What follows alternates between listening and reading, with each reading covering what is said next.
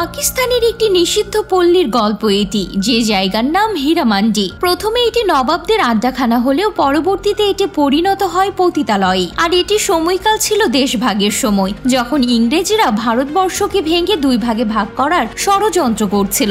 ঠিক তখনই এর চেয়েও বড় ষড়যন্ত্র চলছিল এই পতিতালয়ের ভিতরে, যেখানে শুধুমাত্র একজন নবাবকে পাওয়ার জন্য পতিতাদের সর্দারনি রেহানাকে খুন করে তারই আপন বোন। সবাই ভেবেছিল রেহানা শেষ, কিন্তু 25 বছর পর সে ফিরে আসে। আর এই 25 বছরে এই পতিতালয়ে ঘটে গেছে হাজারো গোপন কাহিনী, যা জানতে পারবো আজকের ভিডিওতে। তো চলুন মূল গল্প শুরু করা যাক। গল্প শুরু হয় আর আমরা দেখতে পাই 1920 সাল, অর্থাৎ যখন লাহোর স্বাধীন হয়নি এবং লাহোর ভারতেরই একটি অংশ ছিল। তখন ছিল ব্রিটিশ শাসন এবং এখানকার নবাবরা তাদের শখ পূরণের জন্য নর্তকীদের কুঠিতে যেতেন। এরপর দেখানো হয় রেহানা নামের এক নর্তকীকে, যার একটি সন্তান আছে। সে বলে যে সে এই সন্তানটিকে বিক্রি করে দেবে। এরপর সে সন্তানটিকে নিয়ে যায় কুতুবউদ্দিন নামের এক নবাবের কাছে। সে সন্তানটিকে বিক্রি করে কুতুবউদ্দিনের কাছ থেকে প্রচুর উপহার নেয়। এরপর সে গিয়ে একটি নেকলেস দেখতে থাকে। ঠিক তখনই দেখানো হয় মল্লিকা জানকে। মল্লিকা জান উঠে দেখে যে তার সন্তান সেখানে নেই। তারপর সে রেহানার কাছে যায়। রেহানার কাছে গিয়ে সে জিজ্ঞাসা করে যে সে কেন তার সন্তানটিকে বিক্রি করেছে। রেহানা বলে যে এটি একটি অবৈধ সন্তান ছিল, তাই তারা এটিকে নবাবের কাছে বিক্রি করে দিয়েছে, কারণ নবাবের কোনো সন্তান ছিল না এবং সে তাদের এই নেকলেসটি দিয়েছে। দেখো এই নেকলেসটি কত সুন্দর এবং আমরা দুজনে মিলে কত কিছু উপার্জন করেছি। তখন মল্লিকা জান বলে, দেখো তুমি আমার কাছ থেকে আমার সন্তান কেড়ে নিয়েছো, আমি তোমার কাছ থেকে তোমার সবকিছু কেড়ে নেব। এবং সে এটা বলে কাঁদতে কাঁদতে সেখান থেকে চলে যায়। এরপর 25 বছর পরে দৃশ্য দেখানো হয়, যেখানে মল্লিকা জান তার হাতে এবং পায়ে মেহেদি লাগাচ্ছেন। তখনই সেখানে এক দাসী আসে এবং বলে যে ওস্তাদ নামের এক ব্যক্তি একজন ইংরেজকে নিয়ে এসেছে এবং সে আপনাকে কিছু উপহার দিতে চায়। মল্লিকা জান, যার পায়ে মেহেদি লাগানো হচ্ছিল, সে বলে যে সে যাবে। তখন তার দাসীরা তাকে প্রাসাদের দরজা পর্যন্ত নিয়ে যায়। সেখানে একজন ইংরেজ এসেছে, যে তাকে একটি টেপ রেকর্ডার দেখায়। ইংরেজটি মল্লিকা জানের গান ক্যাসেটে রেকর্ড করতে চায়, যাতে সে এই ক্যাসেট বিক্রি করে প্রচুর অর্থ উপার্জন করতে পারে। মল্লিকা জান বলে যে দেখুন, আপনারা যদি গান শুনতে চান তাহলে আপনাদের প্রাসাদে আসতে হবে। আমরা কারো কাছে আমাদের গান বিক্রি করি না এবং সকল নবাবরা আমাদের কাছে এসে সালাম জানান এবং আমরা কারো দুয়ারে যাই না। তখন ইংরেজটি সেখান থেকে চলে যায় এবং মল্লিকা জানও সেখান থেকে চলে যান, কারণ মল্লিকা জান চান না যে কোনো ইংরেজ তার প্রাসাদে প্রবেশ করুক। তারপর দেখানো হয় ওয়ালি মোহাম্মদ ও বিবোধ জানকে। বিবোধ জান নৃত্য পরিবেশন করছেন এবং ওয়ালিদ মোহাম্মদ সাহেব তার প্রচুর অর্থ ব্যয় করছেন। এই দুজন অনেক আগে থেকেই প্রেমিক প্রেমিকা। এরপর দৃশ্য পরিবর্তন হয় এবং দেখানো হয় জুলফিকার এবং মল্লিকা জানকে। এই দুইজন তাদের প্রাসাদে ফিরে আসছেন এবং জুলফিকার সাহেব অনেকটাই মাতাল। এই দুজনকে দেখে মনে হয় তারা দুজন খুব ভালো প্রেমিক প্রেমিকা এবং তারা অনেক বছর ধরে একসাথে আছেন। তারপর দেখানো হয় মল্লিকা জান হলেন সেই প্রাসাদের প্রধান এবং তিনি হীরামন্ডির প্রধান। এরপর সেখানে ওয়াহিদা আসে। ওয়াহিদা হলেন মল্লিকা জানের বোন এবং তিনি সকল টাকা সংগ্রহ করেন যা নবাবরা তাদের নৃত্যশিল্পীদের উপর ব্যয় করেন এবং সে সেখান থেকে কিছু টাকা নিয়ে আসে এবং বলে যে এই নাও আজকের উপার্জন। মল্লিকা জান বলে যে এতটুকুই, আমার তোমার উপর সন্দেহ হচ্ছে এবং মল্লিকা জান তার তল্লাশি চালাতে শুরু করেন। তারপর ওয়াহিদা বলে যে আপনি আপনার নিজের বোনের উপরও সন্দেহ করছেন। এরপর সে সেখান থেকে চলে যায় কাঁদতে কাঁদতে। এরপর দেখানো হয় যে ওয়াহিদা চুরি করেছে, কারণ সে অত্যন্ত লোভী এবং নবাবরা যা কিছু তার উপর ব্যয় করেন তার অর্ধেক সে চুরি করে নিয়ে নেয় এবং বাকি অর্ধেক টাকা সে মল্লিকা জানকে দিয়ে আসে।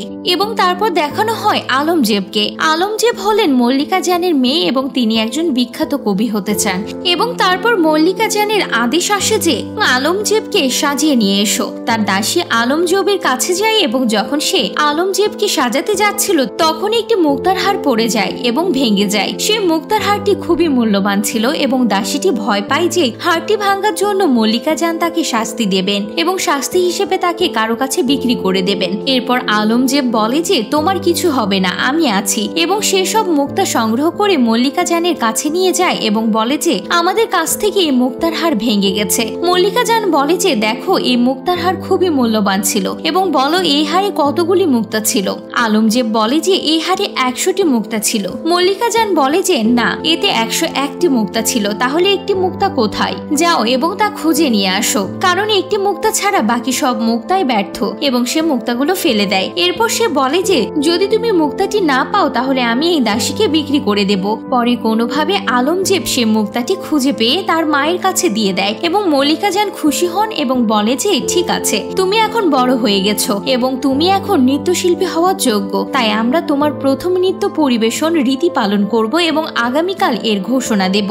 এই কথা শুনে আলমজেব খুব রেগে যায়, কারণ সে এসব হতে চায় না। সে একজন বিখ্যাত শায়ের হতে চায় এবং সে শায়েরি পছন্দ করে। তারপর সেই দিনটি আসে যেদিন আলমজেবের প্রথম নৃত্য পরিবেশনের রীতি পালনের ঘোষণা দেয়া হয় এবং এই উপলক্ষে বড় আয়োজন করা হয়। এরপর তারা আলমজেবের সাথে নৃত্য পরিবেশনের রীতি পালনের জন্য একজন উপযুক্ত ছেলে খুঁজতে শুরু করে। এরপর তাজদারকে দেখানো হয়। তাজদার আইন বিষয়ে পড়াশোনা করে ইংল্যান্ড থেকে এসেছে এবং সে তার দাদির কাছে এসে দাঁড়ায়। তার দাদি বলেন আল্লাহ যেন তাজদারকে বদনজর থেকে রক্ষা করেন। তাজদার এতটাই সুদর্শন যে সব মহিলারা তার প্রশংসা করে। এরপর তার দাদি বলেন এখন তোমার হীরামান্ডিতে যাওয়া উচিত, কারণ সেখানে অনেক সুন্দরী মহিলা থাকে এবং সেখানে প্রেমের শিক্ষা দেয়া হয়। কিন্তু তাজদার বলে না দাদি, আমি সেখানে যাব না, ওটা অনেক নোংরা জায়গা।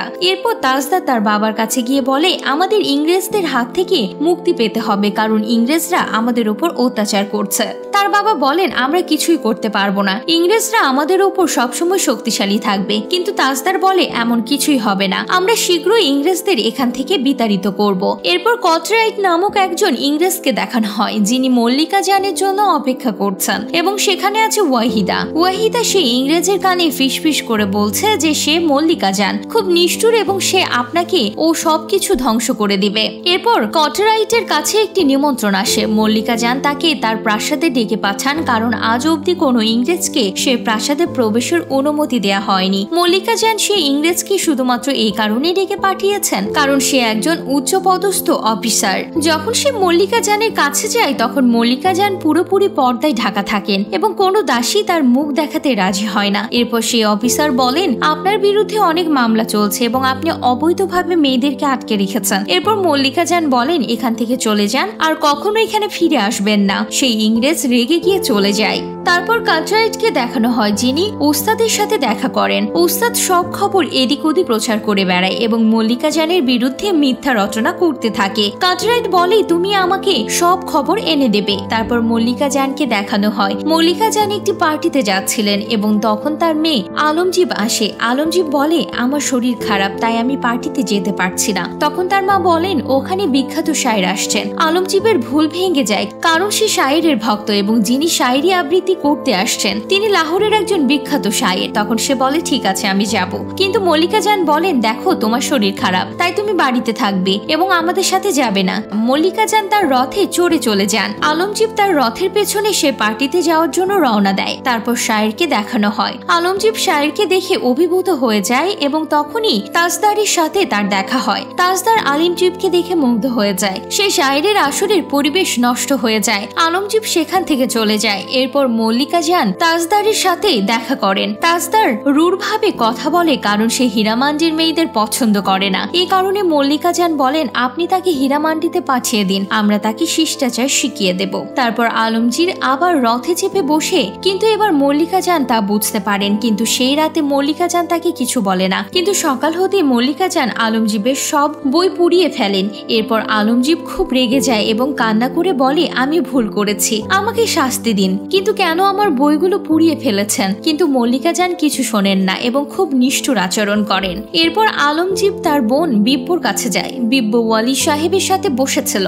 তখন আলমজীব সেখানে গিয়ে বলে জলদি চলো, আমার সব বই পুড়ে গেছে, এবং তারা সেখান থেকে চলে যায়। এরপর বিব্বু এবং আলমজীব বই কিনতে রথে চড়ে যায়। তখন তারা দেখে সব বিপ্লবী ইংরেজদের বিরুদ্ধে প্রতিবাদ করছে এবং যে কোনো মুহূর্তে শুট অ্যাট সাইট আদেশ আসতে পারে, তাই তারা তাড়াতাড়ি বই কিনতে চেষ্টা করে। তখন তাজদার আসে এবং আলমজীবকে দেখে অভিভূত হয়ে যায়। তারপর সে আলমজীবের সাথে ফ্লার্ট করে এবং তাকে বিনামূল্যে বই দিয়ে দেয়। তখন লাইব্রেরির কর্মচারী বলে এরা কোনো কাজের লোক নয়, কিন্তু তাজদার বলে তুমি চুপ করো, কিছু বলো না। তারপর তারা বই নিয়ে বাইরে যাওয়ার সময় দেখে যে আবার দাঙ্গা শুরু হয়ে গেছে। ইংরেজরা শুট অ্যাট সাইট আদেশ দিয়েছে এবং বিপ্লবীদের ওপর গুলি চালাচ্ছে। আলিমজীব সেখানে আটকা পড়ে। তখন তাজদার আলিমজীবকে বাঁচানোর চেষ্টা করে এবং দেখে যে কেউ একজনকে মারধর করা হচ্ছে। তাজদার সেই দাঙ্গার মধ্যে ঝাঁপিয়ে পড়ে এবং সে লোকটিকে বাঁচায়। তারপর দেখানো হয় যে আলিমজীব তার জন্য একটি রুমাল রেখে যায়, কারণ তাজদারের মুখে রক্ত লেগেছিল, কারণ সেই সংঘর্ষে তাকেও মার খেতে হয়েছে। এবং এখানেই এই পর্বটি শেষ হয়ে যায়। তো আপনাদের কি মনে হয় এই রিহানা কে ছিলেন এবং তার সাথে কি ঘটেছিল?